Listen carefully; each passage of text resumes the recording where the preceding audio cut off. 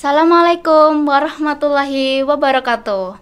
Halo semuanya, jumpa lagi di podcast SMA Negeri 1 Demak, Melangkah Lebih Maju. Saya Khaila Aksama Putri Paramudita, selaku host di kesempatan kali ini. Kita akan membicarakan tentang peran generasi milenial dalam benda atau bangunan cagar budaya. Sekarang kita sudah bersama kedua narasumber kita. Halo. Halo Kaila. Iya, bisa memperkenalkan diri dulu kepada penonton? Saya Adita Astia Nabila Maiswari dari SMA Negeri 3 Demak. Baik, saya Tria Agustina dari SMA Negeri 3 Demak juga. Gimana kabarnya hari ini? Alhamdulillah baik. Alhamdulillah. Ngomong-ngomong nih, kalian suka sejarah itu dari kapan sih? Tertariknya itu kapan sih? Jadi saya waktu itu tertarik sejarah itu kan dulunya saya itu masuk pertama kali sekolah kan itu daring ya. Iya. Jadi guru saya itu pembimbing saya itu menawari saya lomba gitu, lomba menulis. Awalnya tuh saya tertarik sama lomba menulis itu. Kemudian beliau menawari saya tentang lomba menulis sejarah. Dari situlah saya tertarik bagaimana sejarah gitu. Itu lombanya online ya? Iya, lombanya online. Oke. Kalau Kak Ardita sendiri? Awal-awalnya juga sama sih, sama kayak Tria ditawari juga mengenai lomba menulis. Nah, setelah itu kan lebih banyak ditawari lomba mengenai sejarah ya. Jadi pas nulis sejarah tuh jadi saya kayak tahu, oh kenapa kok bangunan ini tuh diciptakan, kenapa kok bangunan ini tuh seperti ini. Terus contoh juga ya, ada masjid tapi kok menaranya seperti candi, kenapa kok para leluhur kita, nenek moyang kita itu membuat masjid tersebut dengan menara candi. Nah, sejak saat itu tuh saya lebih tertarik dengan sejarah karena banyak hal yang bisa saya tahu, begitu. Oke. Terus di generasi milenial ini kan kita sering asing ya dengan kata cagar budaya. Nah, arti cagar budaya sendiri itu apa sih? Nah, cagar budaya sendiri ya. Cagar budaya itu sebuah benda atau bangunan yang perlu kita lestarikan, perlu kita rawat, perlu kita banyak pedulikan dengan bangunan tersebut karena bangunan tersebut tuh memiliki arti khusus, memiliki nilai khusus seperti nilai pengetahuan, nilai agama, nilai budaya, nilai sejarah dan yang lainnya dalam proses penetapan. Oke, kalau Kak Tria sendiri? Oke, jadi benda cagar budaya itu adalah benda peninggalan sejarah atau peninggalan sejarah berupa kebendaan. Biasanya kan sejarah itu cuman kalau generasi milenial kan taunya kan sejarah itu sebuah cerita aja. Iya, tapi benar. itu ada bentuk dari peninggalan sejarah itu yang kemudian bisa kita kaji bagaimana caranya membuat candi, bagaimana caranya kita mendalami peninggalan itu untuk untuk pelajaran di masa kini dan masa depan gitu. Oke. Terus nih, ada nggak sih buat sebuah benda atau bangunan cagar budaya itu dapat ada syarat-syaratnya atau dalam kategorinya itu apakah ada gitu? Cagar budaya, benda atau bangunan biasanya yang berusia lama tuh nggak bisa spontan dikategorikan cagar budaya, tapi cagar budaya sendiri memiliki kategori tersendiri. Contohnya sebuah benda atau bangunan tersebut tuh harus berusia 50 tahun atau lebih, kemudian masanya juga paling sedikit 50 tahun. Nah, selanjutnya benda atau bangunan tersebut harus memiliki arti khusus seperti yang tadi saya sebutkan ya, seperti nilai pengetahuan, nilai agama, nilai budaya, dan juga nilai yang lainnya. Kemudian selain itu, sebuah benda cagar budaya atau bangunan ya, harus memiliki nilai budaya sebagai penguatan karakter bangsa, atau sebuah bangunan cagar budaya itu merepresentasikan nilai toleransi, nilai gotong royong, dan lain yang sebagainya. Sehingga perlu diteladani oleh para generasi muda sekarang ini ya, sebagai bekal di masa datang. Oke. Apa sih pentingnya generasi muda, khususnya para pelajar itu buat peduli pada benda atau bangunan cagar budaya? Biasanya kan yang peduli itu kan kayak orang-orang dewasa aja ya. Iya. Jadi generasi sekarang itu kan penerus ya, penerus dari orang dewasa nantinya mau kemana. Jadi kita itu harus tahu mengenai benda cagar budaya itu apa, menjaganya itu bagaimana. Ya, Jadi biar kita itu sebagai penerusnya nggak merusak peninggalan itu. Itu kan peninggalan sejarah. Jadi sudah nenek moyang kita buat sungguh-sungguh, kok malah kita rusak sih gitu. Iya. Jadi penting banget buat generasi muda ini untuk menjagalah, ataupun biasanya kan banyak contohnya nih candi-candi itu malah diambil batunya, dibuat dibuat rumah warga, itu kan nggak etis banget. Ya kayak nenek moyang kita itu buatnya susah-susah, kok malah dihancurin, malah buat rumah sendiri gitu kan. Iya. Terus ada nggak sih potensi di Kabupaten Demak ini menjadi potensi cagar budaya? Sangat ada sih. Contohnya kan Demak ini kan bisa dijadikan wisata religi ya. Iya. Ya, contohnya itu Masjid Agung Demak. Itu kan salah satu wisata religi terbanyak di Jawa Tengah, yang paling banyak didatangi gitu kan. Jadi salah satu cagar budaya itu yang ada di Demak itu Masjid Agung. Karena apa? Karena yang paling unik di Masjid Agung itu serambinya. Gitu. Kan ada 8 soko gitu kan. Kalau di Demak namanya soko atau tiang gitu. Katanya itu, konon katanya yang 8 soko itu diambil dari Majapahit. Nah, itu tuh gimana kok bisa 8 soko digotong dari Majapahit? Sedangkan kan Majapahit itu kan kerajaan Hindu kan. Iya. Jadi sedangkan Demak adalah kerajaan Islam pertama. Kok bisa-bisanya gitu dari Serambi Majapahit digotong ke Demak buat masjid. Itu tuh gimana kok bisa? Lah, maka disitulah kita sebagai generasi muda itu harus mempelajari keanehan-keanehan itu dengan mempelajari gimana bentuknya, terus asalnya dari mana, terus strukturnya dibuat dari apa, atau gimana gitu. Oke. Menurut Mbak Adita sama Mbak Tria nih, Demak dapat menjadi kota rujukan sejarah atau masih perlu banyak peningkatannya?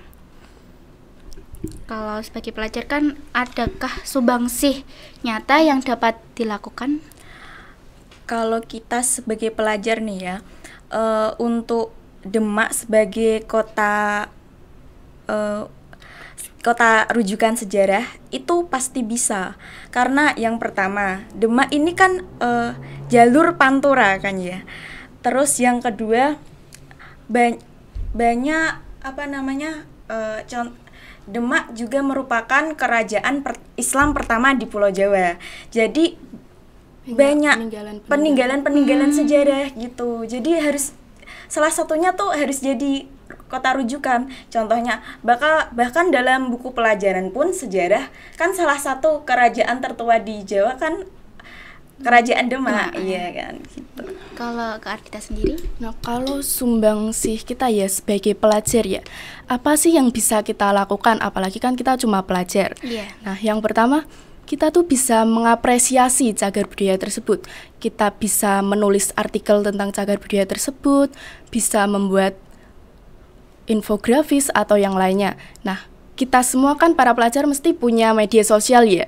Nah, kita bisa membagikan mengenai informasi tentang cagar budaya tersebut ke teman-teman kita, ke follower kita, ke masyarakat umum, sehingga mereka juga mengetahui adanya cagar budaya ini dan perlunya kelestarian dari kita dan juga penjagaan juga dari kita.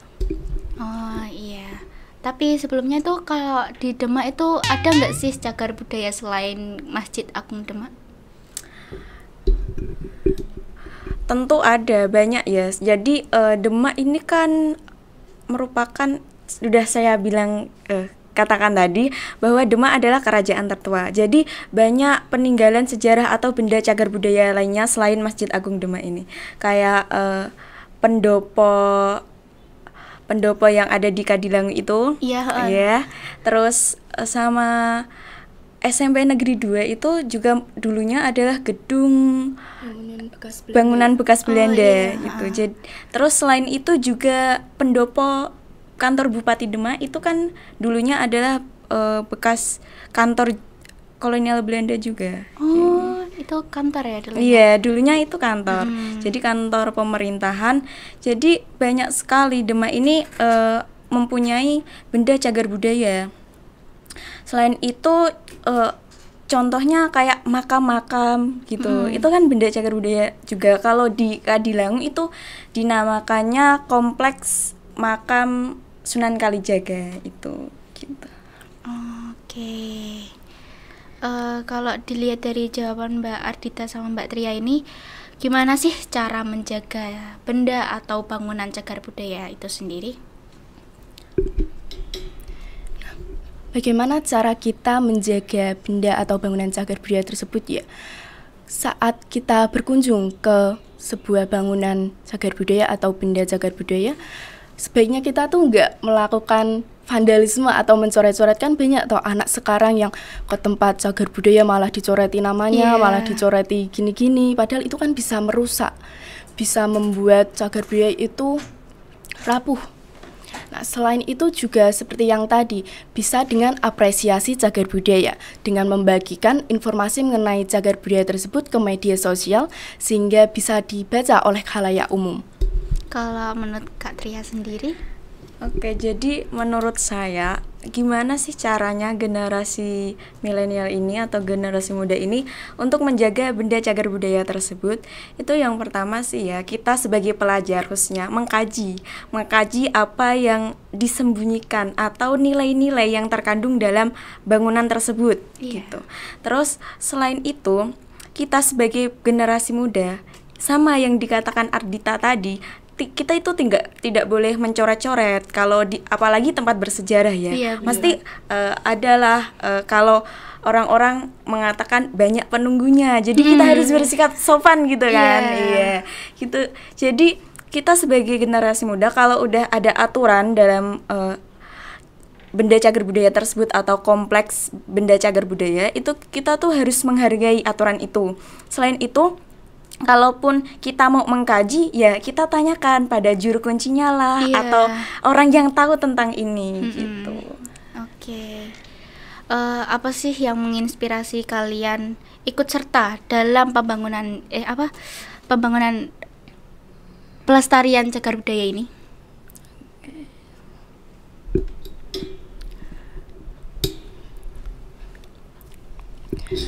Sebenarnya sama sih, kenapa kok saya tertarik dengan ikut sejarah.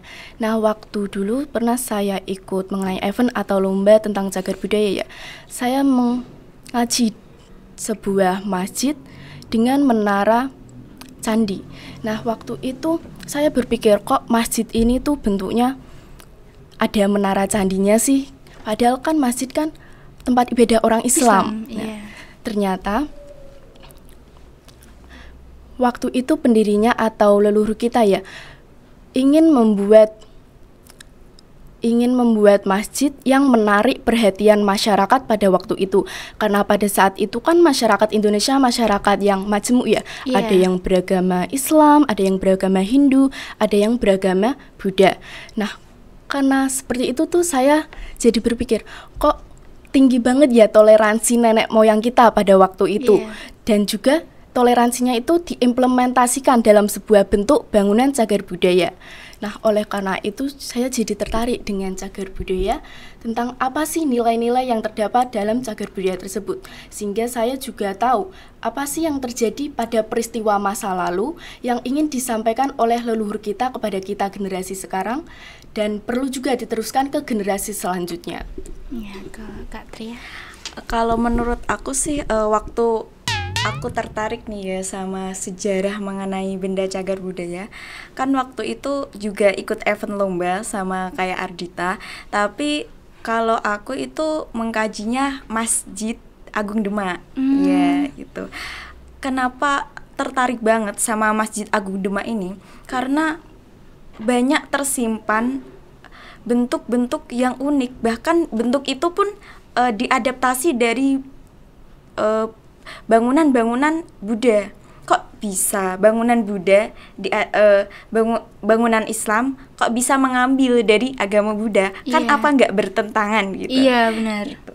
Jadi dari situ kita lihat kayak contohnya pintu bledek dari Masjid Agung Demak itu kan pintunya kan menggambarkan sengkalan, ya kan? Iya. Sengkalan itu kan identik dengan agama Hindu dan Buddha kan. Kok bisa diterapkan dalam masjid? Ya, itulah makanya dari itu saya tuh tertarik mengenai benda cagar budaya. Gimana kok ini sangkalan itu kan menunjukkan angka tahun ya.